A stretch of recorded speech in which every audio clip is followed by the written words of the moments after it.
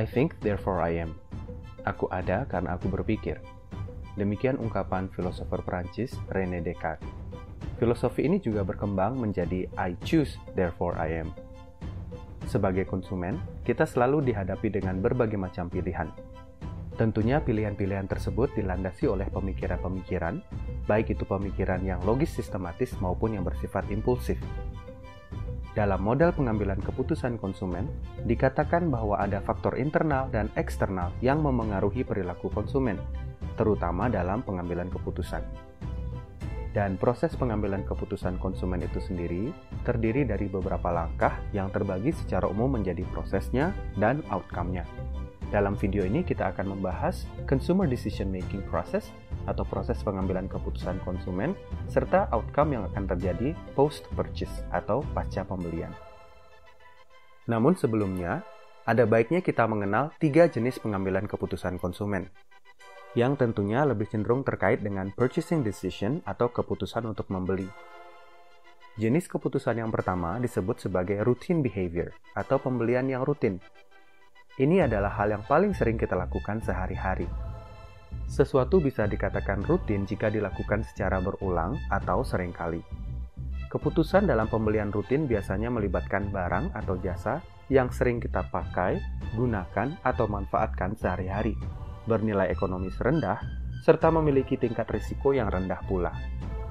Seringkali keputusan rutin ini kita lakukan tanpa berpikir panjang, tanpa banyak pertimbangan. Dalam ranah ilmu neuroscience, dikatakan bahwa otak kita menggunakan sistem 1 atau fast thinking, yang mana otak kita telah berevolusi untuk berpikir cepat dan mengambil jalan pintas berdasarkan pengalaman sebelumnya. Tidak jarang kita dihadapkan dengan keputusan-keputusan yang mengharuskan kita berpikir cepat. Mungkin nenek moyang kita dulu ketika mereka menghadapi binatang buas, tapi kalau kita sekarang mungkin pada saat kita menghadapi flash sale, atau hal-hal yang mengharuskan kita untuk mengambil keputusan sekarang juga, entah membeli ataukah tidak. Jika untuk setiap keputusan pembelian kita perlu berpikir panjang, maka otak kita akan kewalahan dan kita akan kehabisan waktu untuk hal-hal yang kecil. Bayangkan jika semua kita memakai sistem 2 kita, yaitu slow thinking, ketika berbelanja di minimarket atau di supermarket, maka kita bisa meluangkan waktu berjam-jam di sana hanya untuk menentukan kebutuhan sehari-hari yang biasa dan sering kita lakukan secara berulang. Oleh karena itu, otak kita berevolusi dengan menciptakan sistem 1 dan sistem 2, di mana sistem 1 digunakan untuk keputusan cepat semacam pembelian rutin.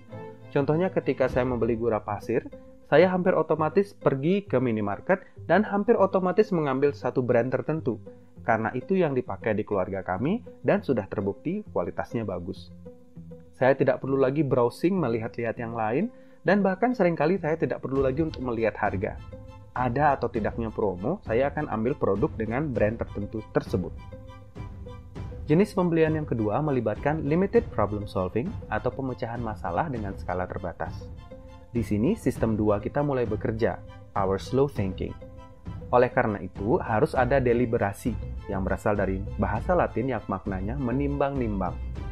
Proses deliberasi ini memerlukan pertimbangan yang lebih, sehingga tidak bisa seotomatis seperti pembelian rutin. Tapi keputusan ini juga tidak terlalu mendalam, seperti nanti di keputusan jenis ketiga. Biasanya, pengambilan keputusan jenis terbatas ini melibatkan barang atau jasa yang tidak terlalu sering kita beli atau tidak rutin. Ada sedikit waktu yang diluangkan untuk mengambil keputusan ini, tetapi juga tidak terlalu ekstensif. Nilai ekonomis dan tingkat risiko yang terlibat sedang, dan juga barang atau jasa yang kita beli, konsumsi, pakai, gunakan, kenakan, nikmati di sini memiliki nilai non-ekonomis seperti nilai personal atau nilai sosial di dalamnya. Contohnya, ketika kita membeli pakaian, ini bisa disebut sebagai limited problem solving. Baik membeli di toko fisik maupun secara daring, baik ketika membeli di toko fisik maupun daring, tentunya ada pertimbangan-pertimbangan dalam memilih baju.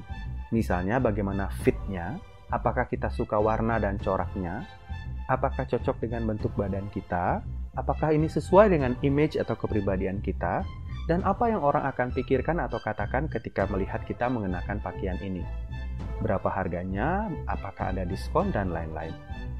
Salah satu alasan mengapa di kebanyakan toko pakaian kita diizinkan untuk mencoba kecuali item-item tertentu, adalah dengan tujuan untuk mengurangi resiko. Walaupun kita membeli baju dalam sebuah sale yang memiliki ketentuan baju ini tidak boleh dicoba di fitting room, paling tidak kita akan mendekatkan baju itu dengan diri kita, lalu melihat di cermin atau tanya kawan belanja kita apakah pakaian itu cocok untuk kita. Semua ini bertujuan adalah untuk risk reduction. Karena pada dasarnya, salah satu sifat umum yang dimiliki kita manusia adalah kita takut resiko atau risk averse. Kita lebih takut rugi daripada senang untung. Jenis keputusan yang ketiga disebut dengan extensive problem solving atau pemecahan masalah yang ekstensif. Ekstensif berasal dari kata extend yang artinya perpanjangan. Jadi pengambilan keputusan ini paling banyak memakan waktu dan pertimbangan karena tingginya nilai ekonomis yang terlibat dan resikonya juga tinggi. Di samping itu, biasanya ini melibatkan hal-hal yang kita beli beberapa tahun sekali atau beberapa dekade sekali atau mungkin sekali seumur hidup. Misalnya membeli motor, mobil, laptop, rumah, dan lain sebagainya. Karena tingginya jumlah uang dan tingkat risiko yang terlibat, kita mencoba membuat keputusan yang terbaik dan mencoba mencari informasi sebanyak mungkin sebelum membeli supaya risiko kita dapat dikurangi dan supaya kita tidak rugi atau menyesal setelah membeli. Disinilah sistem 2 kita akan sangat banyak dipakai, yaitu secara sistematis mencari informasi, mengeliminasi dan mengerucutkan pilihan kita, membandingkan, dan lain-lain yang akan saya jelaskan berikutnya. Proses pengambilan keputusan yang sistematis dimulai dengan problem recognition, di mana kita mulai mengenali adanya masalah yang ingin kita pecahkan dengan membeli atau mengonsumsi sesuatu. Di video saya sebelumnya mengenai motivasi, ada istilah tension atau ketegangan yang muncul karena manusia memiliki suatu kebutuhan, keinginan, atau hasrat yang belum terpenuhi. Anda dapat menyimak video mengenai motivasi tersebut di link yang saya sediakan di kolom deskripsi. Nah, ketika kita menyadari adanya kebutuhan, keinginan, atau hasrat yang belum terpenuhi tersebut, inilah yang disebut dengan problem recognition. Ada sesuatu yang menginisiasi pengambilan keputusan, antara lain, yang pertama out of stock. Biasanya ini untuk sesuatu yang bersifat rutin. Contohnya ketika kita kehabisan shampoo, apa yang kita lakukan? Ya kita beli lagi. Pertanyaan besarnya adalah ketika kita sampai di minimarket atau supermarket, apakah kita ingin membeli produk yang sama dengan sebelumnya atau kita mau mengganti brand? Dan apakah jika produk lain sedang ada promo, akankah itu berpengaruh terhadap pengambilan keputusan kita? Jenis yang kedua adalah dissatisfaction. Ketika kita tidak puas dengan suatu produk atau jasa atau brand yang kita gunakan saat ini, kita berkeinginan untuk switch. Tapi ada satu hal yang kita harus pertimbangkan, yaitu yang namanya switching cost. Biaya untuk mengganti dari apa yang kita pakai atau konsumsi sekarang ke yang baru. Biayanya tidak melulu berupa uang, tapi bisa jadi berupa waktu yang kita perlu luangkan untuk mencoba atau mengenal suatu sistem yang baru. Misalnya ketika saat ini kita mempunyai HP dengan suatu sistem operasi tertentu, tapi kita tidak puas dengan HP tersebut, kita ingin untuk menggantinya, dan kita mempertimbangkan HP merek lain yang memiliki sistem operasi yang berbeda. Selain cost dari barang itu sendiri yang baru, kita juga harus mempertimbangkan adanya switching cost untuk pindah dari satu ekosistem ke ekosistem lainnya dalam bentuk sistem operasi. Karenanya, tidak sedikit brand dan perusahaan yang berupaya untuk menjaga konsumen mereka dengan meningkatkan switching cost ke brand-brand lainnya. Salah satu alasan lagi dalam pembelian misalnya perubahan dalam finansial. Hal ini melibatkan peningkatan atau penurunan dalam pendapatan atau nilai aset atau net worth seseorang. Misalnya ketika Anda sedang dalam tanda kutip ketiban rezeki, pasti salah satu hal yang Anda lakukan adalah berbelanja, membelanjakan rezeki tersebut. Ini juga merupakan pemantik atau trigger dari problem recognition. Beberapa studi menyatakan jika ada suatu hal yang menyenangkan, jangan lakukan semuanya sekaligus. Melainkan dibagi-bagi dalam jangka waktu yang lama, sehingga rasa senang akan sesuatu yang baru yang kita dapatkan bisa lebih lama dirasakan dan bisa lebih spread out. Ketika kita membeli barang secara berkala, kita bisa menikmati dulu euforia memiliki barang yang baru, dan ketika euforia atau kesenangan itu mulai luntur, barulah membeli barang yang baru. Namun tidak dapat dipungkiri memang sulit melawan naluri manusia. We want it all and we want it now. Alasan lain dalam pembelian adalah functionality. Ini terjadi ketika apa yang kita punya, pakai atau konsumsi sekarang memiliki kegunaan, fitur atau fungsi yang terbatas jika dibandingkan dengan pilihan lain yang ada. Di sini keinginan kita adalah untuk upgrade. Jelas sekali taktik ini dipakai oleh banyak perusahaan, contohnya produsen gawai atau gadget, untuk menjual produk baru secara berkala. Setiap tahun, bahkan beberapa kali dalam setahun, ada saja produk baru yang keluar dengan fitur yang sedikit berbeda, sedikit lebih baik dari iterasi atau keluaran sebelumnya.